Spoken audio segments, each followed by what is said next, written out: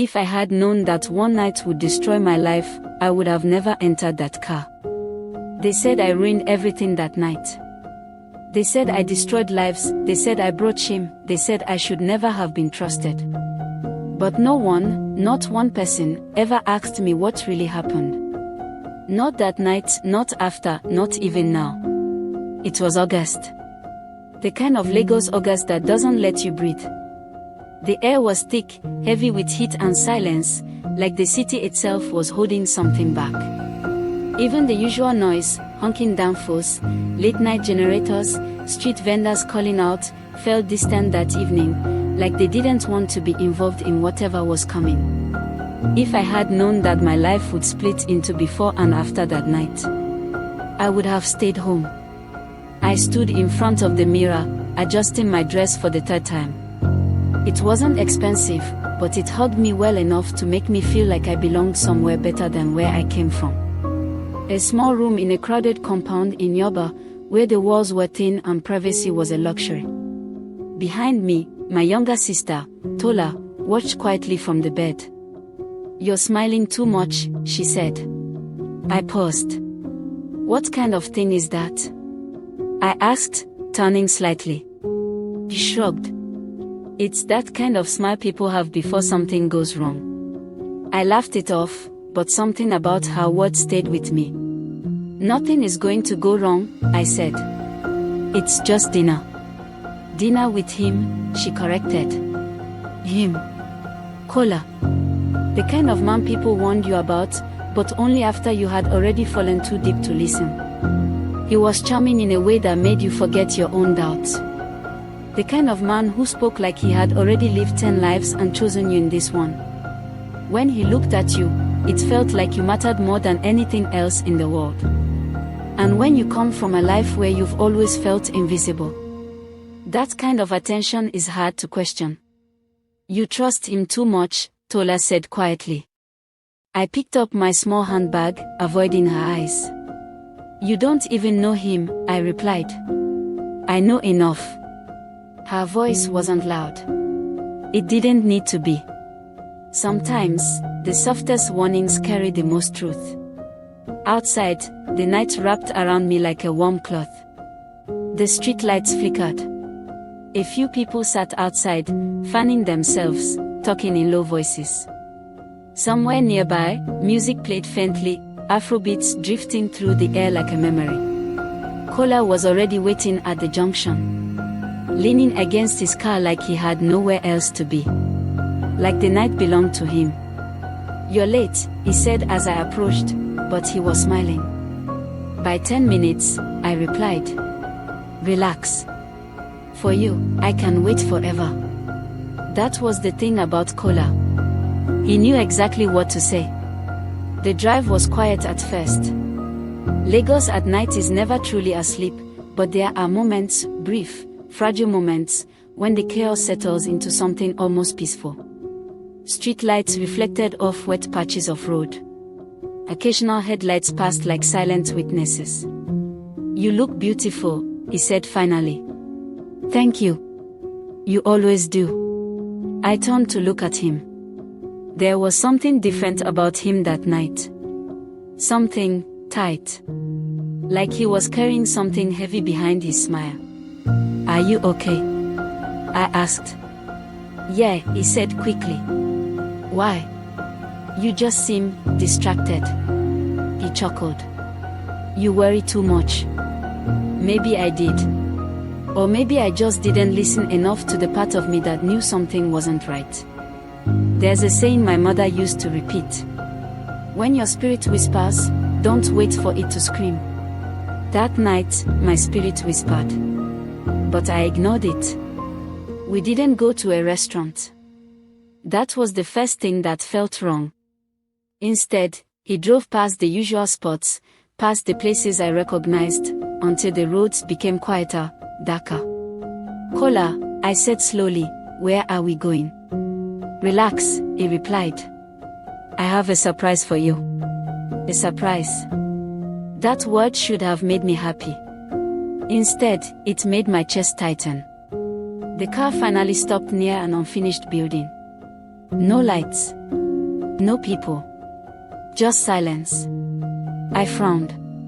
What is this? Just calm down, he said. There was something in his voice now. Not warmth. Not charm. Something else. Something I couldn't name. I should have stayed in that car. I should have walked away. I should have listened. But love has a way of making danger look like trust. And that night, I chose love. I stepped out of the car. And that was the moment everything began to fall apart. If I had known that by morning, I would lose my name, my home, and everything I thought my life would become, I would have turned back. But I didn't. And that is how one night in August ruined everything. And saved my life. There are places in Lagos that don't belong to the day. Places where silence feels unnatural, places where even the wind seems to hesitate. That building was one of them. The moment my feet touched the ground, something inside me shifted. Not fear, not yet. But awareness. The kind that makes your senses sharper without telling you why. I looked around slowly. Unfinished concrete walls, broken windows dot a faint smell of dust and something metallic in the air. No lights. No movement. Nothing. Kola, I said, forcing a small laugh. This is not funny. He stepped out of the car, closing the door gently behind him. It's not supposed to be funny, he replied. That was the first time his voice didn't feel like his. I watched him carefully now. Then what is it supposed to be? I asked. He didn't answer immediately. Instead, he glanced around, quick, sharp movements, like he was checking for something. Or someone. A slow uneasiness crept into my chest. Kola, I said again, this time more firmly, why are we here? He finally looked at me. And for a brief moment, I saw it. Not love. Not warmth. Something colder. Something calculating. Just trust me, he said. There are words that sound comforting. And then there are words that feel like instructions. That night, it felt like the second. I do trust you, I said slowly. But this place. You said you trust me, he cut in, stepping closer. So don't start acting scared now. The tone. It wasn't loud. But it was sharp. I swallowed. Something wasn't right. And this time, I couldn't ignore it. My sister told me something before I left, I said quietly. He raised an eyebrow. Oh. She said I was smiling too much. Like something was going to go wrong. He chuckled, but it didn't reach his eyes. You listened to your sister too much. Maybe. Or maybe I should have listened more. Kola, I'm serious, I said. If this is not a good idea, let's just go. We can still leave. He stepped even closer now. Too close. Moral, he said softly, nothing is going to happen to you. Nothing is going to happen to you. That sentence should have comforted me. Instead, it made one thing very clear. Something was about to happen. Before I could respond, I heard it. Footsteps. I turned sharply. Two men stepped out from the shadows inside the building. I hadn't seen them before. But somehow, I felt like they had been there the whole time. My heart started pounding. Kola, I whispered. But he didn't look surprised. He expected them. The realization hit me like cold water. You brought me here for them? I asked, my voice barely steady. Moral, relax. No. I snapped, stepping back. What is this? The two men approached slowly.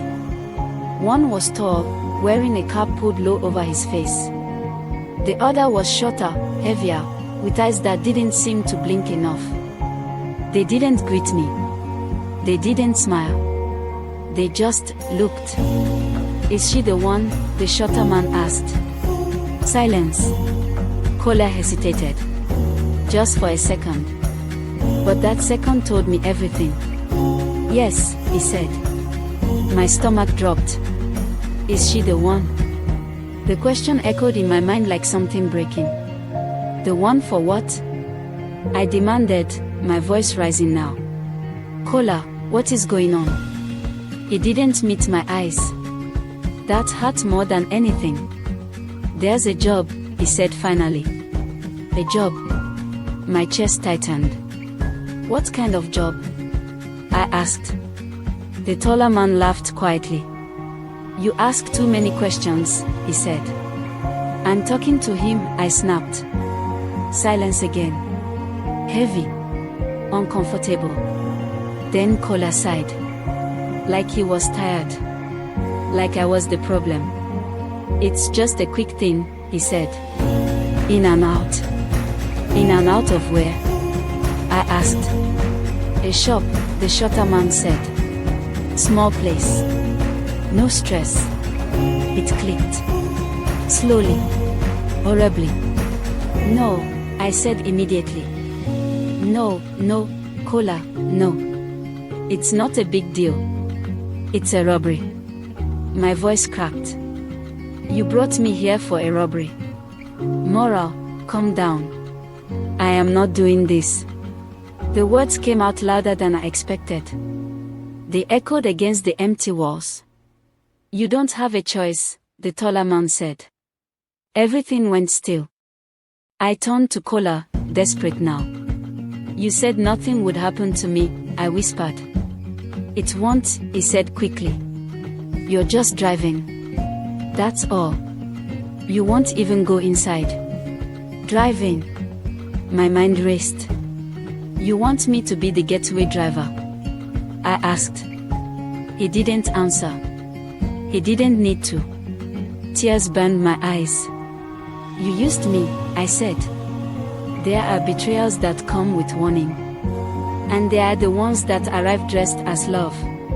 Moral, listen. No, I said, shaking my head. No, I'm leaving. I turned. Took one step. And then, a hand grabbed my arm. Hard. Where do you think you're going? The shorter man said. Fear finally arrived. Not as a whisper, but as a storm. I'm not part of this, I said, trying to pull free. You are now, he replied. I looked at Kola. One last time. Hoping. Begging. Please, I said. He looked away. And in that moment, I understood something I would never forget. The worst kind of betrayal is not when someone hurts you, it's when they watch it happen and do nothing. The plan was already moving. And I was already trapped inside it. And before the night was over, something would go terribly wrong. There's a moment in every disaster when things can still be stopped. A second, a choice, a pause. If you catch it in time, everything changes. If you don't, everything changes anyway. I should have screamed. I should have run. I should have fought harder. But fear has a way of freezing you in place, like your body forgets how to choose. The grip on my arm tightened. You're wasting time, the taller man said, glancing toward the road. Kola, I said again, my voice shaking now, please. I can't do this. He finally looked at me. And for a brief second, I saw something close to guilt. You'll be fine, he said. Nothing will happen. Just do what we say. Just do what we say. People don't realize how dangerous those words are. They sound simple. But they take your power away, piece by piece. I don't want to go to prison, I whispered. You won't, the shorter man snapped. Unless you start acting stupid. My heart pounded so loudly, I could barely hear anything else. I felt trapped. Not just physically, but inside a situation that had already been decided for me. Move, the taller man ordered. And just like that, the night moved forward. The car engine came alive again. This time, I was in the driver's seat. My hands trembled as I gripped the steering wheel. Kola sat beside me. The two men were in the back. Straight, the shorter one said. I'll tell you when to turn. Lagos at night blurred past me. Street lights, closed shops, occasional headlights cutting through the darkness. Everything felt unreal. Like I was watching someone else's life. You're too tense, Kola muttered beside me. I let out a bitter laugh. You dragged me into a robbery and you want me to relax. He didn't respond. Silence filled the car. Heavy. Suffocating. There's a saying.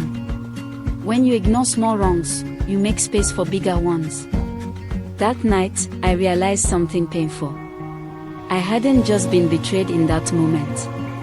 I had been ignoring signs for a long time. Turn left, the voice from the back said.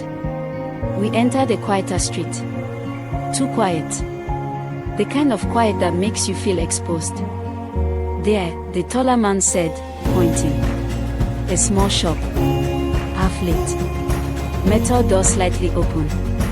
My stomach twisted. This place is still open, I said. There are people. That's the point, he replied. My breath caught. No, I said quickly. No, this is not what you said. Park the car, the shorter man snapped. I froze. Moral, Kola said quietly, just do it. I turned to him. My eyes searched his face. Looking for something. Anything. But love had already left his eyes. Only urgency remained. Slowly. Reluctantly. I parked the car. The engine stayed on. Listen carefully, the taller man said, leaning forward slightly. You stay here. Keep the engine running. The moment we come out, you drive. No hesitation. My throat felt dry. What if something goes wrong? I asked. He smiled. A cold, careless smile. Then pray it doesn't. The doors opened. Closed. And just like that, they were gone. I was alone. The car hummed quietly beneath me. My hands gripped the steering wheel so tightly, my fingers began to ache. Seconds stretched into minutes. Every sound felt louder. A passing motorcycle, a distant shout, the ticking of my own heartbeat. My mind raced. Drive away, run, leave them. I almost did. God knows I almost did. But fear chained me in place. What if they catch me? What if they come after my family? What if? And that is how people get trapped. Not by force, but by fear of what happens next. Then, it happened. A shout. Loud. Shout. Panicked. Then another. And then, a gunshot. The sound ripped through the night. My entire body froze. No, I whispered. Another gunshot. Screaming now. Real screaming. My chest tightened so hard, I thought I would collapse. This wasn't a quick job. This wasn't harmless. This was wrong. Terribly wrong. The shop door burst open. The taller man ran out first. Then the shorter one. Kola, one of them shouted. Kola came out last. Breathing hard. Eyes wild. Drive, he yelled as he yanked the passenger door open. My hands shook violently. I can't. Drive, he shouted. Panic took over. I pressed the accelerator. The car jerked forward. Behind us. Chaos. Shouting. Running. A distant voice crying out for help. I didn't look back. I couldn't. Faster, the man in the back yelled. My vision blurred. The road stretched endlessly ahead. Then, headlights. A motorcycle. Too close. Too fast. Everything happened at once. Kola! I screamed. Watch out, someone shouted. I swerved. Too late. The impact. A deafening crash. The world tilted. The car spun. Then, silence. Heavy. Ringing. Unreal. My head slammed against the steering wheel. Pain exploded behind my eyes. For a moment, I couldn't move. Then slowly, I lifted my head. The car had stopped. Crooked. Half on the road, half off. My breathing came in short, broken gasps. What just happened? I whispered. No one answered. I turned. The men in the back were cursing. Shaken, but alive. Kola was staring ahead. Frozen. Moral, he said slowly. I followed his gaze. And then I saw it. The motorcycle. On the ground. Twisted. And the body. Not moving. My heart stopped. No, I whispered. The night went completely still. And in that moment, without fully understanding it, I knew something I could never undo had just happened. Some mistakes don't ask for permission, they just happen. And the price for them comes later. For a few seconds, no one spoke. The engine was still running. The headlights cut across the road, illuminating the fallen motorcycle and the body beside it. Not moving. Not even slightly. My ears rang. My hands trembled uncontrollably on the steering wheel. I didn't see him, I whispered. He just came out of nowhere. No one answered. Kola, I said, my voice cracking. Say something.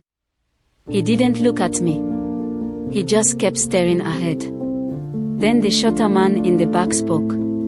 Check him. My stomach dropped. No, I said immediately. No, I can't. Go and check him, he snapped. I said I can't. Fear had taken full control now. Not the quiet kind.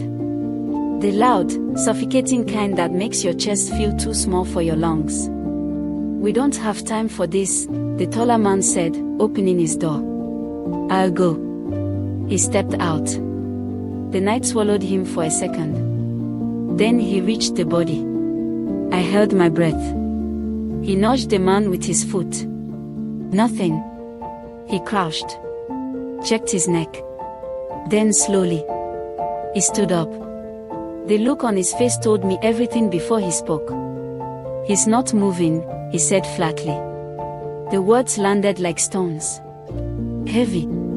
Final. No, I whispered, shaking my head. No, no, no. This is bad, the shorter man muttered. Bad. Bad didn't even begin to describe it. My chest tightened so much I thought I would pass out. I didn't mean to, I said. I didn't mean to hit him. Shut up, the taller man snapped as he walked back. Silence fell again. But this time, it wasn't empty. It was dangerous. Then Kola finally spoke. Listen, he said quietly. I turned to him immediately, grabbing onto his voice like it was the only thing holding me together. We need to leave, he said. I blinked. What? We can't stay here, he continued. People will come. Police will come. My heart pounded harder. No, I said, shaking my head. No, we can't just leave him there. We don't have a choice. His voice rose now. Sharp. Desperate. Yes, we do. I cried. We can call for help. Maybe he's still alive. He's not, the taller man cut in. The words hit like a slap. I turned to Kola again. Tears streaming now. Please, we can't do this, I begged. This is not who we are. He looked at me. Really looked this time. And for a second, I saw the man I fell in love with. Then it disappeared. Replaced by something else. Fear. Not fear for me. Fear for himself. Moral, he said slowly, if we stay here, everything is over. My chest tightened. What do you mean? I mean prison, he said. I mean your life is finished. My life is finished. Everything, gone. Tears blurred my vision. But we didn't plan this, I said. It was an accident. The shorter man laughed bitterly. Try explaining that after a robbery, he said. The words sank in. Slowly. Painfully. Robbery. Accident. Dead man. Everything connected. Everything collapsed. They won't listen, Kola added. You know how this works. I did. And that was the worst part. There's a saying. Truth is powerful, but not everyone is ready to hear it. And that night, the truth didn't stand a chance. So what are you saying? I asked, my voice barely above a whisper. Silence. Then, Kola took a deep breath and said the words that would destroy everything. I'm saying you need to drive. I stared at him. I am driving, I said, confused. He shook his head. No, he said. I mean, you were driving. The word stopped. I felt it before I understood it. That shift. That betrayal. No, I whispered. Mora. No. You were behind the wheel, he continued, his voice steady now. It was your car. Your hands on the steering. My chest tightened painfully. You're not serious, I said. He didn't respond. That was my answer. You want to blame me? I asked, my voice breaking. It's not like that. Then what is it like, Kola? I cried. Silence. Then the taller man spoke again. She's the cleanest option. Cleanest. Like I wasn't even a person. Like I was just a solution. No, I said, shaking my head. No, I'm not doing this. You don't have a choice, the shorter man said again. I do. Do you? He replied coldly. Because from where I'm sitting, you're already involved. My breath caught. And that's when it hit me. They were right. I had driven. I had been there. I had helped them even if I didn't know it at first. And now, there was no clean way out. I turned to Kola one last time. Please, I whispered. Don't do this to me. He hesitated. Just for a second. But sometimes, a second is all it takes to show someone who they really are. Then he looked away. And in that moment, everything between us died. Some people don't betray you because they hate you, they betray you because they choose themselves. Drive, he said quietly. And this time, I did. Not because I agreed. Not because I accepted it. But because I was no longer in control. The car moved forward, leaving behind the body, the truth, and the last piece of the life I knew. By the time the sun rose, they would say I did it, and no one would hear my side. Morning in Lagos doesn't wait for anyone. No matter what happened the night before, the sun still rises, the streets still wake, life still moves. But for me, everything had already stopped. I didn't sleep. I couldn't. Every time I closed my eyes, I saw it again. The headlights, the motorcycle, the body on the ground. Not moving. And Kola's voice. Cold. Distant. Final. You were driving. I sat on the edge of my bed, staring at my hands. They wouldn't stop shaking. Across the room, Tola stirred. She rubbed her eyes and sat up slowly. "You didn't sleep?" she asked. I didn't answer. She looked at me properly now, and something in her expression changed. "Maura, what happened?" There are moments when the truth sits right at the edge of your lips, begging to be spoken, but fear pushes it back down. "Nothing," I said quietly. She frowned. "That's not true." I forced a weak smile. "I'm just tired." She didn't believe me. I could see it. But she didn't push further. Sometimes, silence feels easier than truth. I stood up slowly. "I need to go out," I said. "Where?" "I'll be back soon."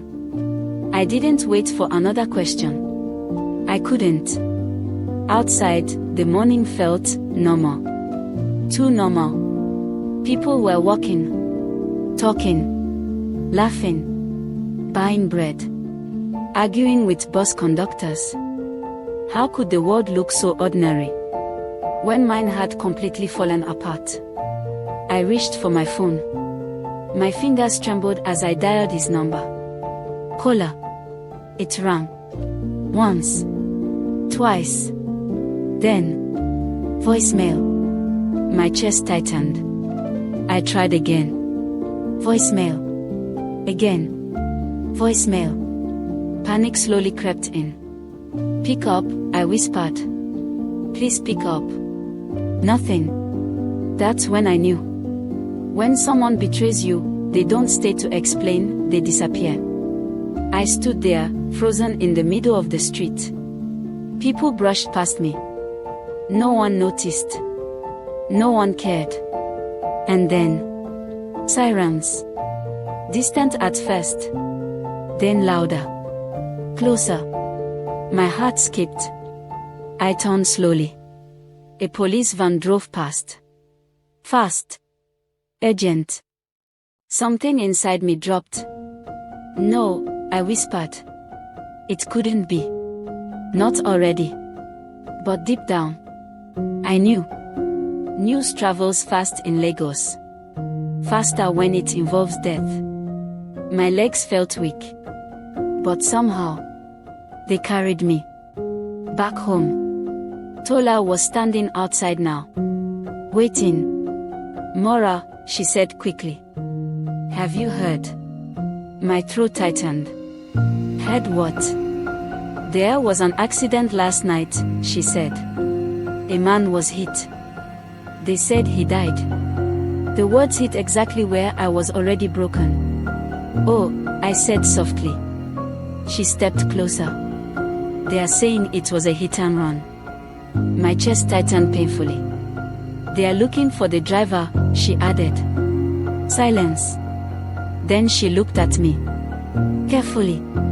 Too carefully. "Maura, you said you went out last night." My breath caught. Before I could finish, a voice called from behind us. "Excuse me." We both turned. 2 police officers stood at the gate. My heart stopped. "Is this where Maura lives?" one of them asked. Time slowed. Tola looked at me. Confused. Concerned. I couldn't move. "Are you Maura?" the officer asked. My lips parted. But no sound came out. The other officer stepped forward. "We need to ask you a few questions." Questions. That word sounded harmless. But I felt the weight behind it. I started. But then I remembered. The car. The robbery. The body. And Cola's voice. "You were driving." My legs felt like they might give out.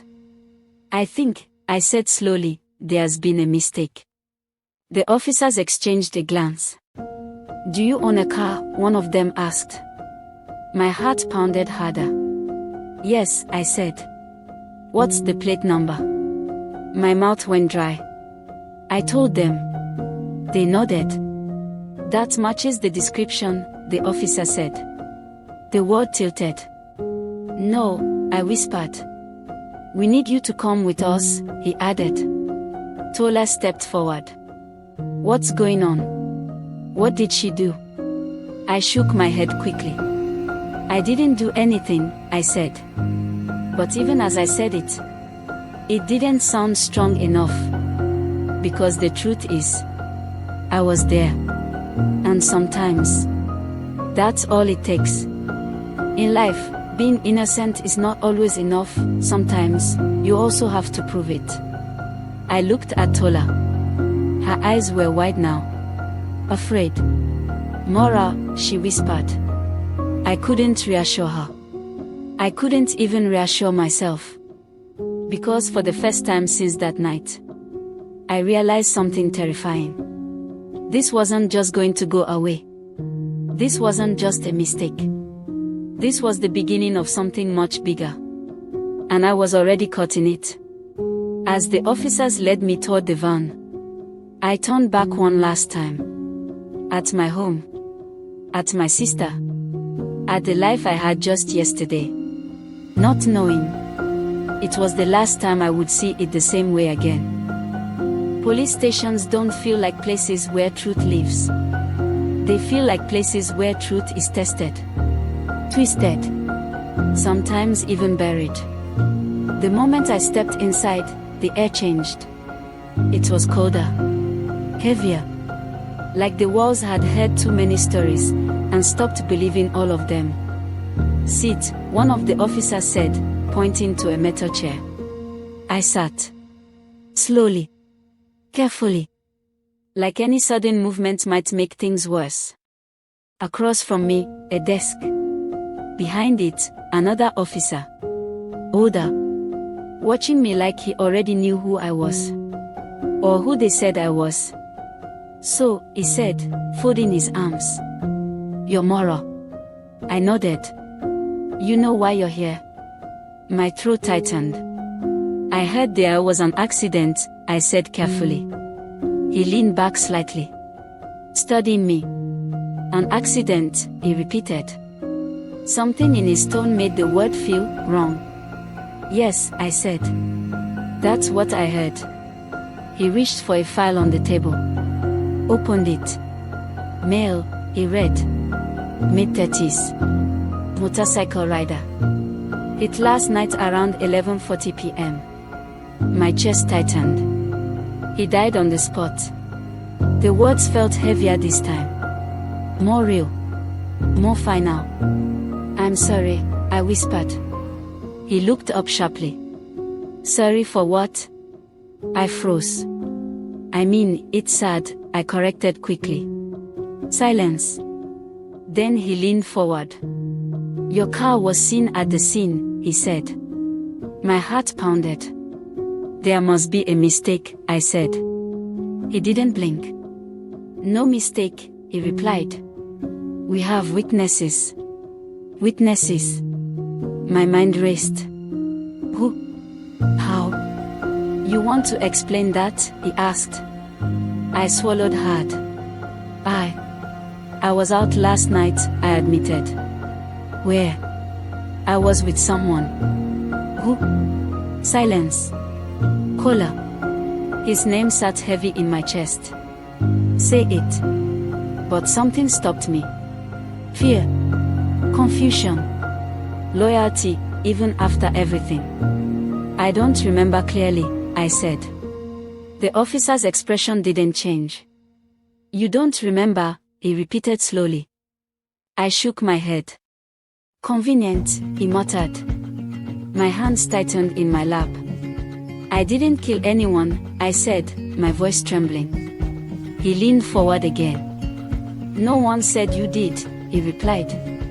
But his eyes said something else. You were driving, he continued. Your car hit him. You left the scene. Each word felt like a nail being hammered into place.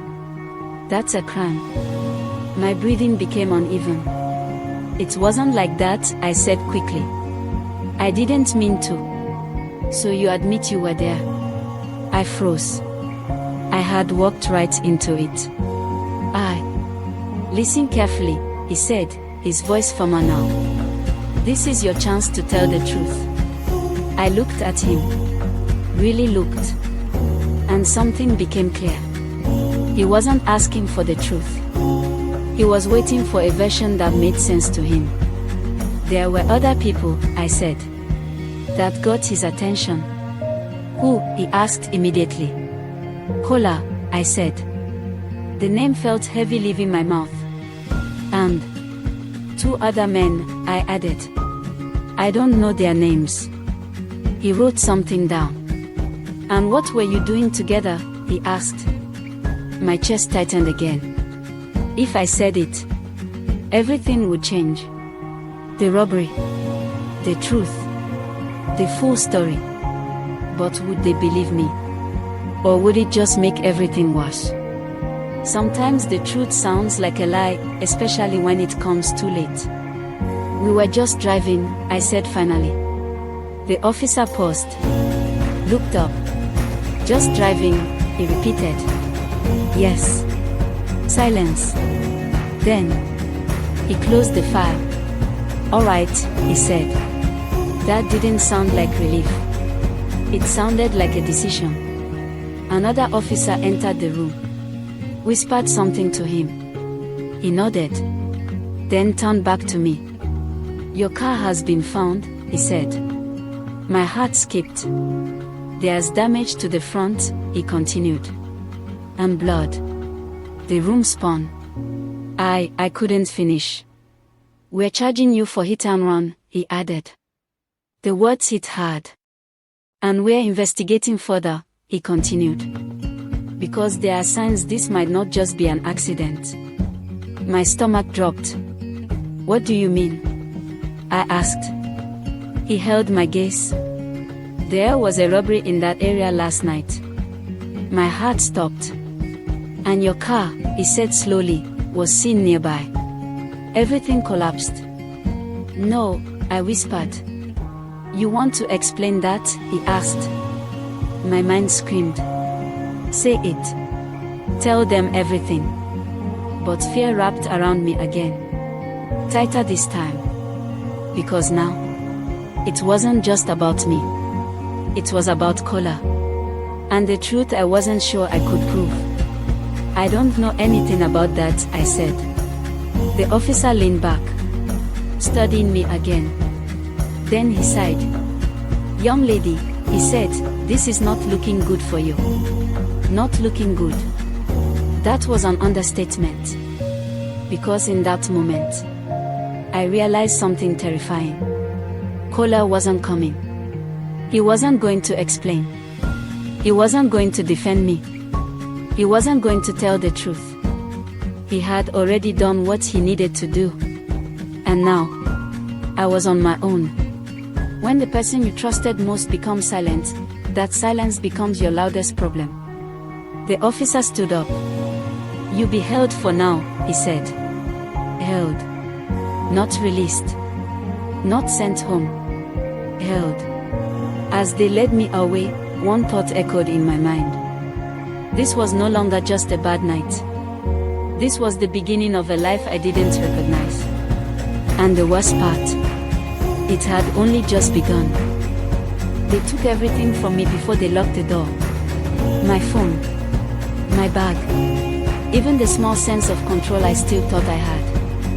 Remove your slippers. The female officer didn't look at me when she said it.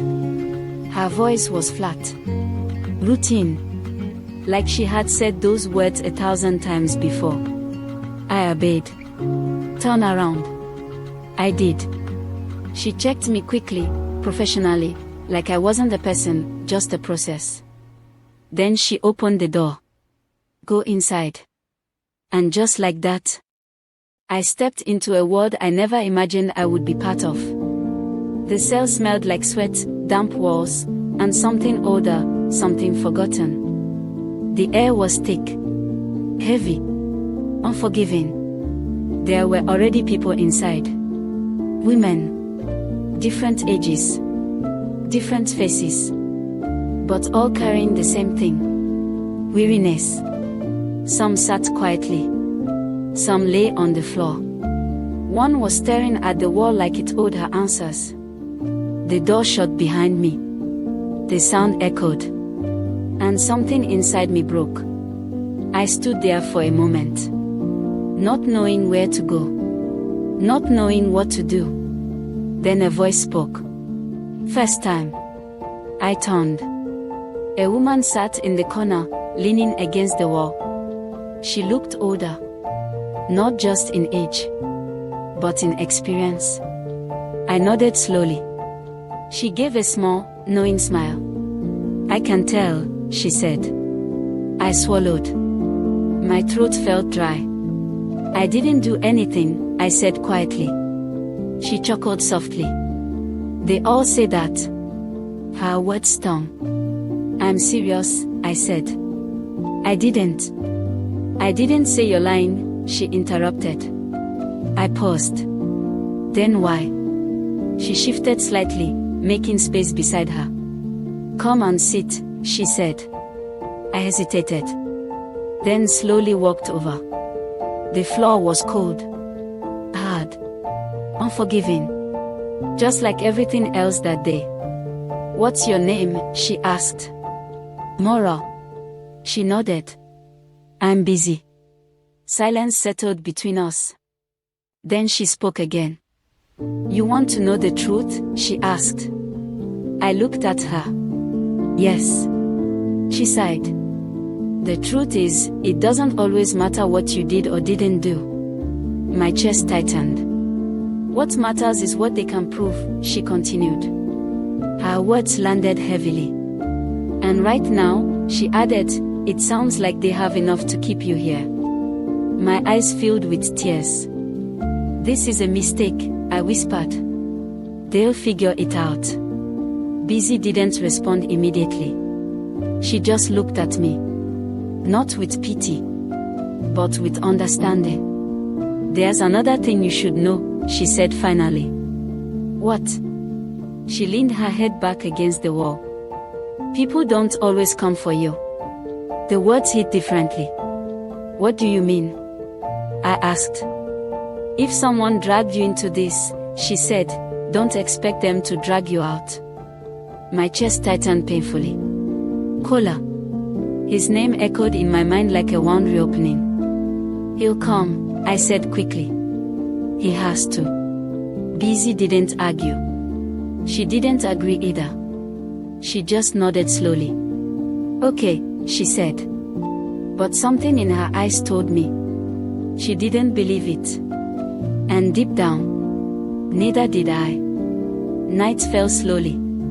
The station grew quieter. But not peaceful. Just quieter. Some women slept. Others whispered. A few cried softly into the darkness. I couldn't sleep. Every time I closed my eyes, I saw it again. The crash. The body. Kola looking away. And then, the words. You were driving. Tears slipped down my face. Silent. Endless. I didn't choose this, I whispered to myself. But another voice inside me answered. But you were there. And that was enough. There's a saying. Sometimes life doesn't punish you for your intentions, but for your involvement. That night, I understood it. Fully. Painfully. Around midnight, the door opened briefly. A guard looked in. Then shut it again. Hope came. And left. In seconds. No one called my name. No one came for me. Not Kola. Not anyone. And that was the moment it truly sank in. I wasn't just in trouble. I had been left. Completely. Alone. I curled up slightly on the cold floor. Wrapping my arms around myself. Trying to hold together what was left of me. Try to sleep, Busy said softly beside me. I can't, I whispered. You need your strength, she replied. For what? She was quiet for a moment. Then she said something I would never forget. For what's coming. My chest tightened. Because deep down, I knew this wasn't the worst part. This was just the beginning. Morning came too quickly. Not because I had slept, but because I hadn't. My body ached. My eyes burned. And my mind felt like it had been running all night without rest. "Stand up," the officer said, unlocking the cell. The sound of metal scraping against metal made my chest tighten. "Caught." The word echoed in my head. Caught. It sounded final. Serious. Like something you hear in other people's stories. Not your own. "Move," she added. I stood slowly. My legs felt weak. Uncertain. Like they didn't trust the ground anymore. The other women watched quietly. Some with curiosity. Some with something that looked like pity. Busy caught my eye. "Keep your head up," she said. I nodded. Even though I didn't know how. Outside, the sun was already high. Bright. Unforgiving. Lagos had woken up fully. And it didn't care what I was going through. As they led me toward the vehicle, I felt it. Eyes. Watching. Judging. 2 officers walked beside me. Not rough. But firm. I climbed into the van. The door slammed shut behind me. And just like that, I was being taken somewhere I never imagined I would go. The ride felt longer than it was. Every turn. Every stop. Every sound felt sharper. My thoughts raced. Maybe they'll understand. Maybe they'll listen. Maybe this will end quickly. Hope is a strange thing.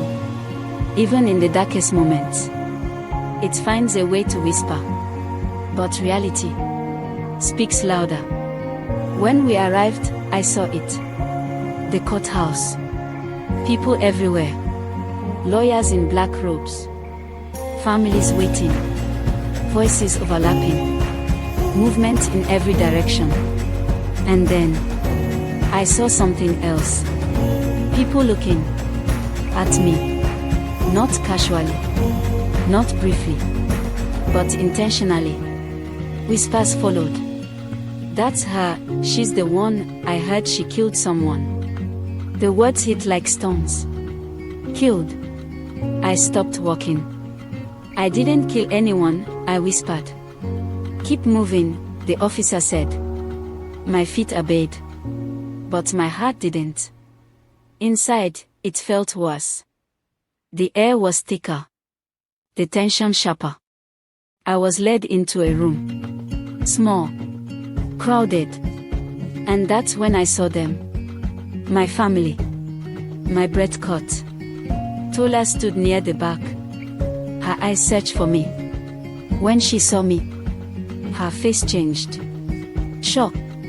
Fear. Confusion. "Mora," she whispered. Behind her, my aunt. My uncle.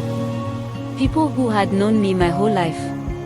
But the way they looked at me now, it was different. Not just concern. Something else. Doubt. That hurt more than anything.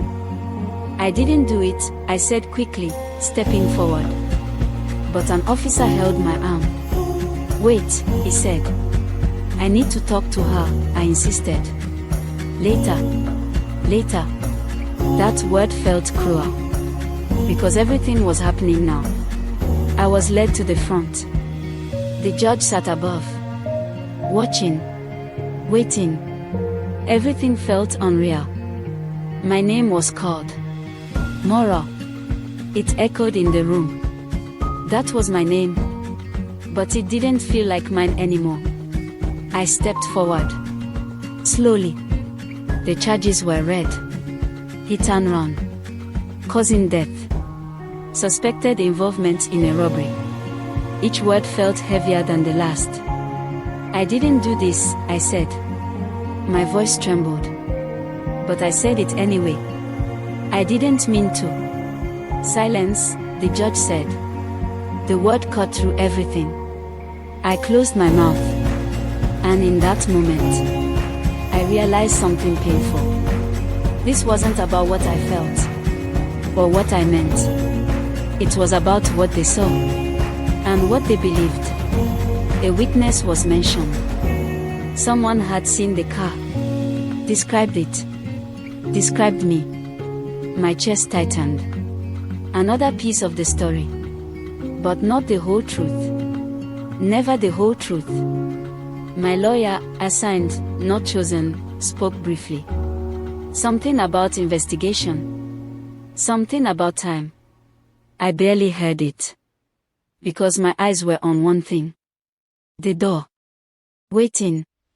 Hoping. Maybe he'll come. Maybe Kola will walk in. Maybe he'll explain everything. But the door never opened. And hope slowly faded. The hardest truth to accept is not that someone hurt you, but that they chose not to fix it. The judge spoke again. Bail is denied for now, he said. My heart dropped. You will remain in custody pending further investigation. The room felt like it closed in. No bail. That meant I wasn't going home. Not today. Not soon. Gasps echoed faintly behind me. I turned. Tola was crying now. Mora, she said again. I wanted to go to her. To hold her. To explain everything. But I couldn't move. Because suddenly, I understood something I had been avoiding. This wasn't just a problem. This was a stain. And in a place like Lagos, stains spread fast. By the time I was led out again, the whispers had grown louder. She killed him, she ran away, these girls of nowadays. Judgment came easily. Truth didn't.